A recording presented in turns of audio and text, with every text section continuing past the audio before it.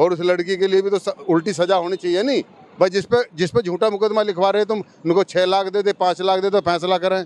अरे झगड़ा किसी बात का, केस किसी बात का लिखवा रहे हो, बात तुम्हारी चलते चलते तू मैं लड़ाई होगी या नाली पे होगी या कोई बात होगी, उस बात को लेके दारू पी कोई गाली दे रहा, फिर वो लिखवा देते हैं इस बात को। भाई ऐसे कहते बर्बाद कर देते हैं घर को फरार। नाम जितने चाहो इतने बढ़ाते हैं, ये नाम इतने लिख देते हैं कि लड़के का, बाप का, परिवार का, चाचा ताऊ का, सबके लिख दें। पुलिस वाले उसको काटते नहीं है, वो वहाँ होते नहीं है। जब भी वो कहते जांच तो मैं ही करूँगा। मैं भी अपराध कर रहा हूँ, मेरे घर पे भी चले। मैं अपराध करता हूँ, मेरे घर पे चले। मेरे बच्चे अपराध करते, सालों को जेल में डाल दो, फांसी दे दो।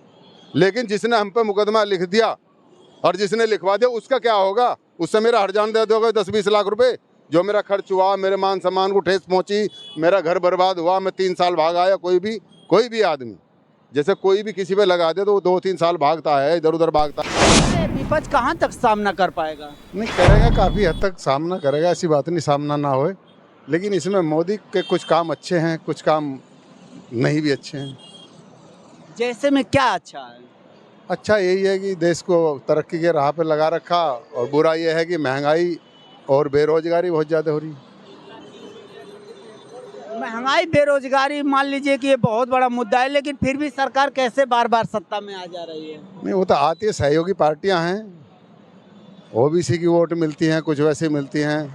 लेकिन कुछ इसमें प्रदेश सरकार में कुछ ऐसे भी काम होते हैं, जैसे सरकारी हॉस्पिटल है, स्वास्थ्य के उससे ले लो, ईएसआई चले जाओ। ईएसआई वाले इतने धक्के खवाते हैं, एम्प्लॉय को बहुत ज़्यादा धक्के खवाते हैं। कभी कहते हैं ये है, कभी खिड़की पे भीड़ है, उनको कई बार जाना पड़ता है और लाइन में लगते हैं। बीमार होता, बीमार को और बीमार कर देते हैं। और ये सरकारी हॉस्पिटल वाले ये अपने आधे घंटे में लाइन ख़त्म कर देते हैं। ये भी तो इलाज सही करने लगे, तो ईएसआई वाले क्यों नहीं कर रहे?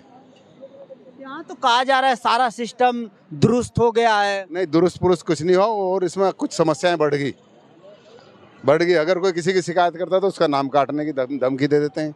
क्या आपको लग रहा है कि रामराज कायम हो गया है? नहीं हुआ नहीं, पर हो जाएगा आने वाले समय में। रामराज से आप कितना खुश हैं? देखिए, रामराज से तो सभी खुश हैं, आएंगे तो खुश रहेंगे। ये हमारे आराध्य हैं, पूज्य हैं, सब खुश रहते हैं। अपने भगवान को कौन नहीं मानता? सब उसकी खुशी में खुशी मानते हैं। और मोदी जी का काम कौन सा अच्छा नहीं लगता आपको? मोदी जी का काम लगभग सारे अच्छे लगते हैं। एक ये वाला काम सही नहीं लगता कि अब जैसे कि प्राइवेट नौकरियां ये मिट्टी में मिलती जा रही भाई। जिसका काम छूट गया दोबारा काम नहीं मिलता। और इस सरकार में आधे पुलिस वाले झूठे मुकदमे लिखते हैं। लड़कियों के लिए कानून बना दिया, लड़कों के लिए, आदमी के लिए कोई कानून नहीं है। अगर उस पर झूठा मुकदमा थाप दिया ना पुलिस वाले ने, लेकिन ये कहा जा रहा है कि जो छेड़छाड़ करेगा उसके लिए कानून बना है, 18 साल से कम उम्र की लड़कियों को। 18 साल की हो, चाहे 6 साल की हो, चाहे 24 साल की हो, चाहे 32 साल की हो, चाहे 60 साल की हो, अगर हकीकत में छेड़छाड़ हुई है तो उस साले को फांसी तुरंत दो। अगर उस पर किसी गरीब आदमी पे झूठा मुकदमा लिखवाया तो उसको भी तो उल्टी सजा दो ना। 10 साल की, 7 साल की जो जेंट्स के लिए है, तो उस लिखवाने वाले के और उस पुलिस अधिकारी के लिए और उस लड़की के लिए भी तो उल्टी सजा होनी चाहिए नहीं भाई। जिस पे झूठा मुकदमा लिखवा रहे तुम, उनको 6 लाख दे दे, 5 लाख दे दो, फैसला करें। अरे झगड़ा किसी बात का, केस किसी बात का लिखवा रहे हो, बात तुम्हारी चलते चलते तू मैं लड़ाई होगी या नाली पे होगी या कोई बात होगी, उस बात को लेके दारू पी कोई गाली दे रहा, फिर वो लिखवा देते इस बात को कि मेरी लड़की पकड़ ली, मेरा लड़की का ये कर दिया। पुलिस वालों ने पैसे ले लिए, लिख देना, और वो फिर उस बात को मानते नहीं है। जांच करने कोई आता नहीं है भाई। जिसने पैसा ले लिया वो जांच करेगा नहीं। जांच करने वाले के लिए फिर वो पापड़ पेलते पेलते क्या करेगा बेचारा? जो घर का वो भी हो जाएगा, उसकी 82-83 हो जाती है, घर की कुड़की हो जाती है, वो जेल में चला जाता है।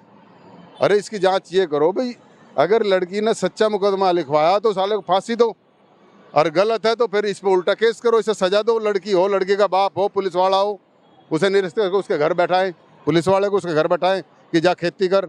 और लड़की का बाप और लड़की है तो उसे कहो कि भाई तो जेल काट 7 साल की। लड़का भी तो काटता। तो आपका कहना है कि जैसे किसी और सिलसिले में भी लड़ाई झगड़ा हुआ तो ये सब ऐसे करते हैं? ऐसे केस होते हैं भाई, ऐसे केस बर्बाद कर देते हैं घर को फरार। नाम जितने चाहो इतने बढ़ाते हैं। ये नाम इतने लिख देते हैं कि लड़के का, बाप का, परिवार का, चाचा ताऊ का, सबके लिख दें। पुलिस वाले उसको काटते नहीं है, वो वहाँ होते नहीं है। जब भी वो कहते जांच तो मैं ही करूँगा। भैया ये जो बड़ी समस्या खड़ी हुई है इसमें भी, और ये अच्छी बात है कि ये कानून बना, लेकिन एक कानून ये भी तो हो कि जांच का भी तो कानून हो कि जांच होएगी। अगर इसमें निर्दोष पाया गया हो तो उसको ये, अब आप मानो कि 2 साल हम कोर्ट में या 3 साल भागा दौड़ी कर ली, पुलिस में भी, घर से भी बाहर गए, पुलिस को भी पैसा, इधर को भी पैसा, इतने तो बर्बाद हो लिए। कोर्ट में, कचहरी में, हाई कोर्ट, ये कोर्ट वो कोर्ट, सारे में गए तो घर बर्बाद हो गया नहीं होगा। उधर पुलिस वाले घर की 82-83 करने में लग जाते हैं कि या तो पेश हो या तो ये कर या वो करे, तो उसको तो बर्बाद कर देते इतने। और उसका हर्जाना कौन भरेगा जिसके इतने मान सम्मान पे, उसके घर पे, उसके बीवी बच्चों पे, परिवार पे जोर पड़ा कि हमारी तो लड़ाई थी नहीं, और थी भी तो किस बात की, हम पे मुकदमा क्या लाद दिया, हमारे बालकों पे, हमारे आदमी पे। ये वाली बात है इसका। कहा जा रहा है इस सरकार में, मोदी योगी के सरकार में महिलाएं सुरक्षित है और रातों रातों तक घूम रही हैं, ऐसा कोई छेड़छाड़ का वारदात नहीं हो। देखो है अच्छी बात, हम कहते हैं योगी सरकार, मोदी सरकार बहुत ही बढ़िया, इस मामले में बहुत ही बढ़िया है, लेकिन इस मामले में खराब है कि ये भाई जब लेडीज़ के लिए कानून बना तो जेंट्स के लिए क्यों नहीं बनाया। उस पर अगर किसी ने झूठा कह दिया ना तो उस पर झूठा ही लिख जाता है। अरे कोई जांच भिजवाएं, हिंदू मुसलमान कर देते हैं, किसी को कहते हैं किसी बात के लिए तो जांच करवाओ ना, किसी की लड़की छेड़ी भी है या नहीं छेड़ी, मोहल्ले में जाएं, जो मोहल्ला कह दे या कह दे तो नुहा लड़की छेड़ी तो उसे कहें कि नुहा भाई इसको सज़ा देनी चाहिए। अब झूठा मुकदमा पुलिस वाले बुला के कह देते नुहा साले पर लड़की का मुकदमा लगा देता हूँ और इससे 7 लाख मांग लिए, 2 लाख मेरे हो जाएंगे, 5 लाख तेरे हो जाएंगे। उसकी गांड फाड़ देते, साला हाई कोर्ट जाता, पहले तो यहीं कोर्ट में यहीं से उसकी खारिज हो जाती जमानत, फिर हाई कोर्ट जाता, हाई कोर्ट में वहाँ भी खारिज हो जाती, भागा भाग में फिर वो पता नहीं कहाँ कहाँ धक्के खाता। वो भी उसकी सुनवाई होगी तो ठीक है, और नहीं सुनवाई हो तो वो जेल में जाएगा, नहीं जाएगा तो उसका घर टूट जाएगा। ये बीजेपी सरकार में सबसे बड़ी समस्या है गरीब आदमी के लिए। और हम बीजेपी के भी हैं, हम ऐसा नहीं हम किसी और के हैं, हम बीजेपी के हैं। आज से नहीं, मैं करके 30 साल से बीजेपी का आदमी हूँ, 32 साल से।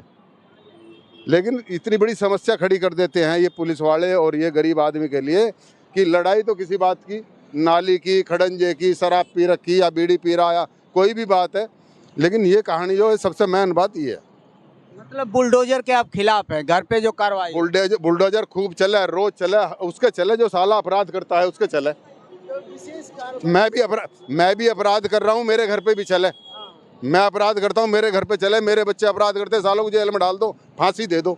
लेकिन जिसने हम पे मुकदमा लिख दिया और जिसने लिखवा दिया उसका क्या होगा? उससे मेरा हर्जान दे दोगे 10-20 लाख रुपए, जो मेरा खर्च हुआ, मेरे मान सम्मान को ठेस पहुंची, मेरा घर बर्बाद हुआ, मैं 3 साल भाग आया। कोई भी आदमी जैसे कोई भी किसी पे लगा दे तो वो 2-3 साल भागता है, इधर उधर भागता है, पूरी कोशिश करता है, जब ना कोशिश फेल हो जाती है, जब जाके जेल जाता।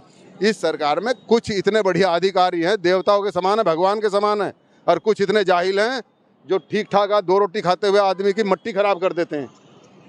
मतलब घूसखोरी कुछ लोग कर रहे हैं, घूसखोरी। अरे घूसखोरी नहीं, जब वो तो घूसखोरी मानो। अब हमने तुम पे आरोप लगा दिया कि लड़की छेड़ी या औरत छेड़ी, अरे बात कहीं और की चल रही, वो फट औरत को कहता है मेरी औरत छेड़ी थी और केस ही लिख जाता है, औरत भी हाँ कर देती है, हाँ छेड़ी।